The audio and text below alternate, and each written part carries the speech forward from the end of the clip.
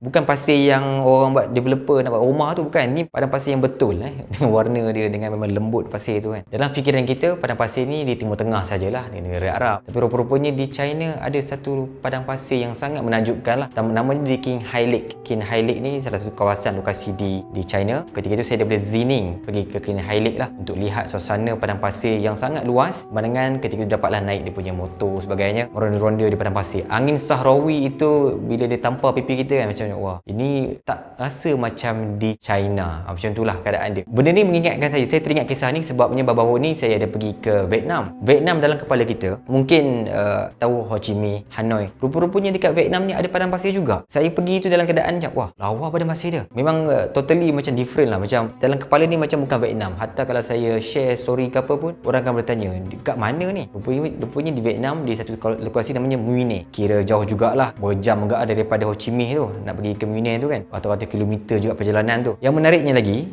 bukan hanya ada padang pasir yang luas, kita boleh main gelongso pasir tu, padang pasir punya sand dune tu, dan juga boleh naik dia punya jeep untuk turun hampir 90 degrees lah dia punya turun bukit padang pasir tu. Dan daripada puncak padang pasir ini kita akan nampak kincir angin. Kincir angin seolah-olah seperti berada di Eropah.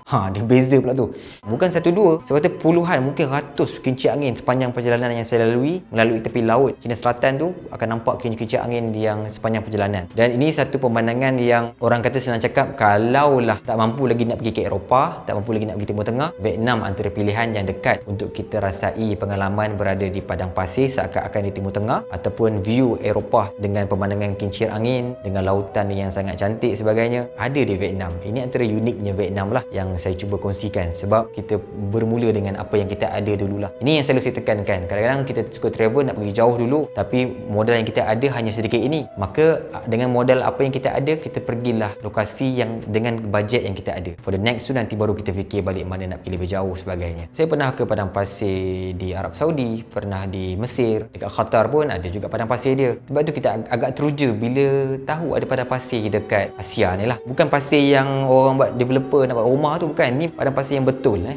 warna dia, dengan memang lembut pasir tu kan. Basically padang pasir ni dia, ataupun kita panggil Sahara ni, sama je. Dia punya jenis pasir dan dia punya udara dia pun lebih kurang sama saja. Cuma mungkin dari sudut cuaca, kalau Timur Tengah ni dia ada musim sejuk dia ada musim panas dia, ada musim-musim lain lah. Tapi di Vietnam ni tidak adalah sejuk dia, memang panas macam biasa je lah. Melainkan kalau kita lebih ke utara macam Dalat, Sapa tu, cuaca dia sejuk lah. Tapi kalau padang pasir, kalau pergi waktu tengah hari, memang boleh terbakar lah juga dia punya suasana ni kan, dia punya rasa dia tu. Tapi dia punya, kalau ambil pasir tu, dia macam kita nak buat angin tiup tu, memang sama saja dengan kelembutan pasir tu ditiup angin Sahrawi, orang panggil angin Sahrawi. The feel, the vibe sama saja, saya rasa lah bagi pandangan saya. Satu view cantik, satu lagi kita boleh merasai jerih perih ataupun kepayahan Nabi lah, Nabi Muhammad SAW kalau nak berhijrah akan lalu padang pasir, berbatu sebagainya kan. So itu the vibe yang ada. Kita rasa macam padang pasir ni, kalau lah betul-betul padang pasir saja, macam mana kita nak cari makanan, cari air sebagainya, mungkin kebetulan jumpa pokok kaktus sebagainya kan. Sebab kita tak ada dekat Malaysia ni padang pasir sebegitu. So orang bila kita pergi, kita dapat rasa nikmat bermain dekat padang pasir, sebab tu ada sand dune ataupun gelongso pasir tu kan. Dia tak dapat main dekat salji ke apa, dia main dekat padang pasir. Sebab memang laju dia turun tu, ataupun